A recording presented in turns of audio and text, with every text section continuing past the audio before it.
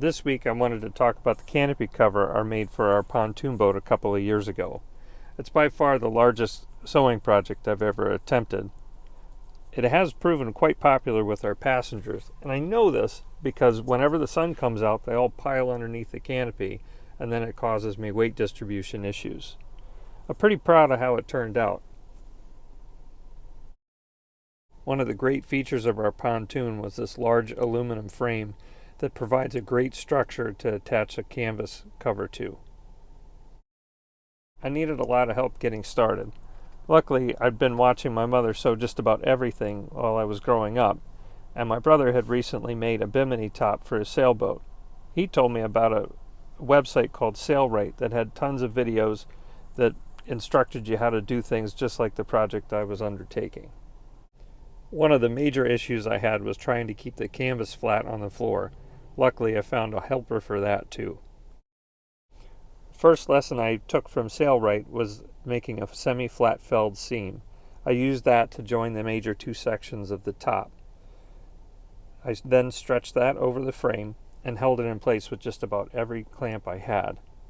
I then used a fabric chalk to mark allowances for the seam. This is the vinyl that I used to make a template for the ends. I placed it on the material, marked half, and then flipped it over and did the other half. Once I had the ends cut, I could then use that semi-flat felled seam to attach all of that to the top. I then did the inside seams, folding them over, and also did what's called bias tape, which my mom shared with me how to make that by cutting some scrap material on a diagonal. I did that to go around the areas of the rear light as well as where the supports were going to go. Next was to attach some webbing to extend out the areas where we're going to have the buttons on them. Attach the buttons and then screw the button snaps onto the frame. At this point, I did a final test fit and stretched everything over the frame and buttoned it all on. I was really happy with how it all turned out. I used it that way over the next 2 seasons. Unfortunately, I was to learn just how quickly the sun was going to fade it out. I have plans of using some dye and a UV protectant to try to bring it back to life.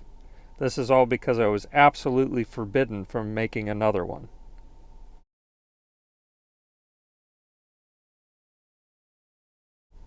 This year needed a little extra time while getting one of the supports repaired by my very gracious brother-in-law. In the past, the solar panel just had some legs on it and it would sit on the floor of the boat while it was charging, and then when we would use the boat, I would take it off and put it on the dock.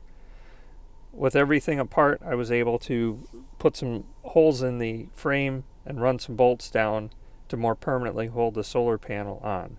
What's really nice about this is nothing has to get moved around, and I can even charge while I'm using it. Well, thanks for coming along with this, mostly a trip down memory lane. More to come on the boat. I don't know exactly what the next project's going to be. Probably something more to do with the meters and the monitoring. And please stick around for future updates on that.